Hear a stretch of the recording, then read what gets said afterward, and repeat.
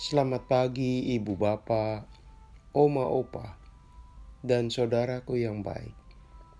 Udara pagi di hari ini dapat kita hirup dengan tubuh yang sehat dan jiwa yang semangat.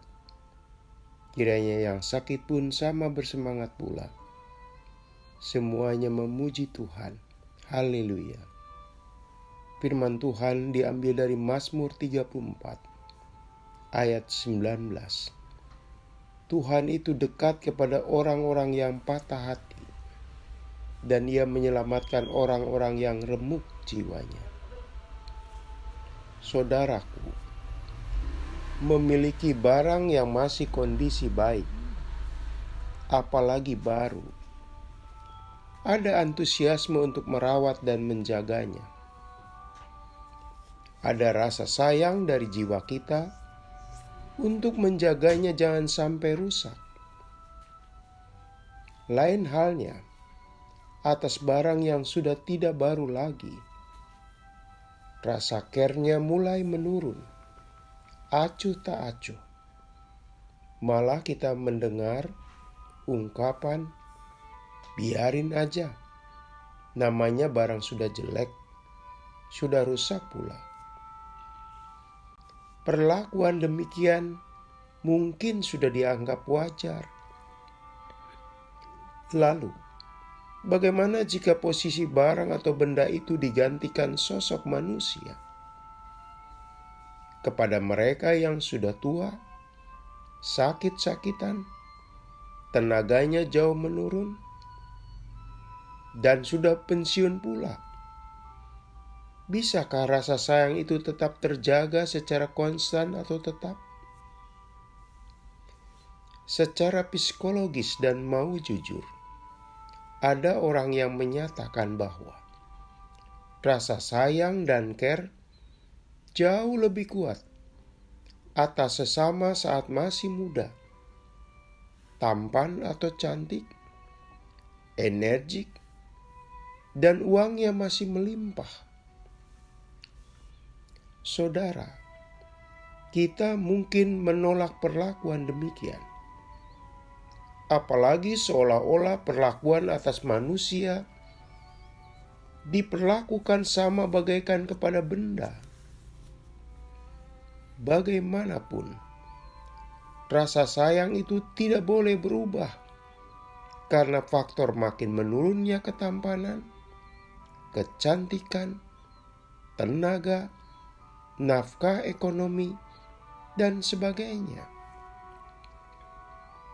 Saudaraku, orang yang patah hati dan remuk jiwa menggambarkan orang yang memiliki masalah. Masalahnya dapat dikategorikan berat sekali. Patah hati menggambarkan orang yang menghadapi kekecewaan besar, kepedihan, dan kemurungan, batin yang tersiksa.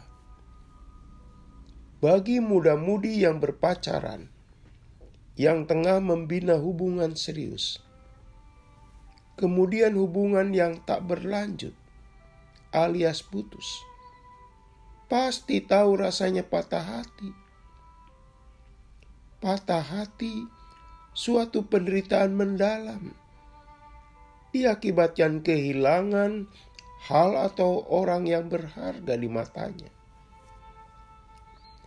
Demikian pula orang yang remuk jiwanya, orang yang tengah kehilangan semangat hidupnya. Gairah hidupnya berada pada titik terendah. Saudaraku, akibat patah hati atau remuk jiwa adalah kerusakan jiwa yang patut disembuhkan.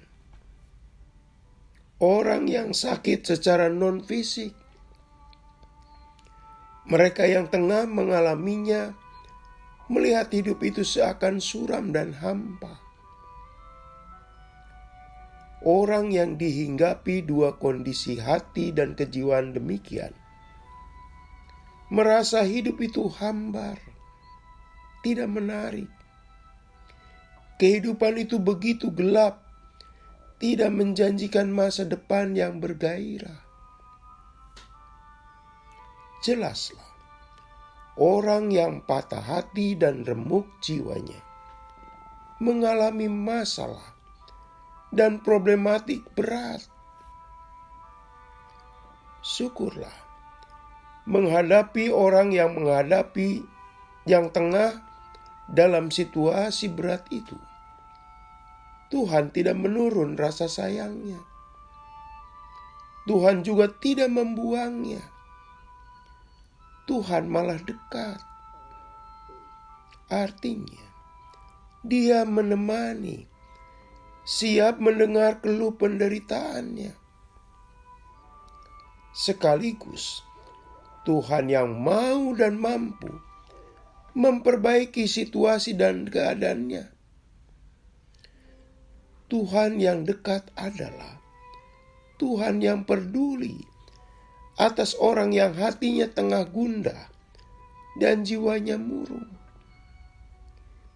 Ia berkenan menemaninya, saudaraku.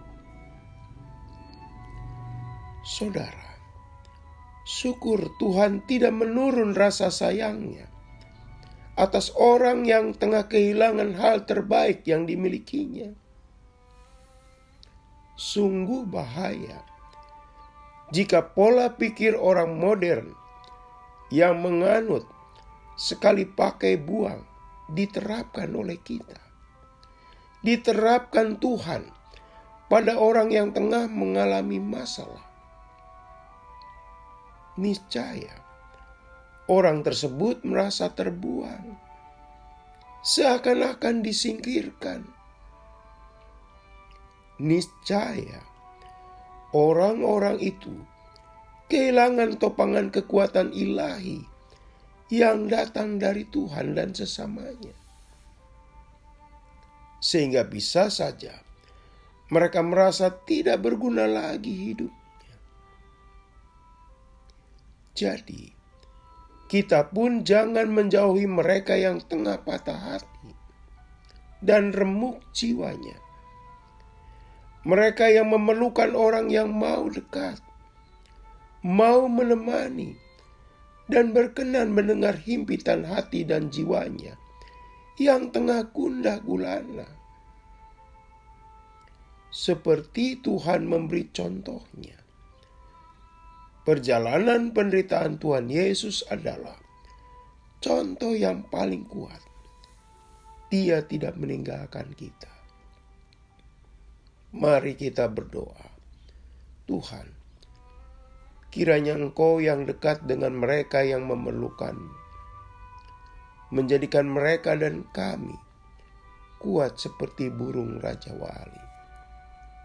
Dalam nama Tuhan Yesus kami berdoa.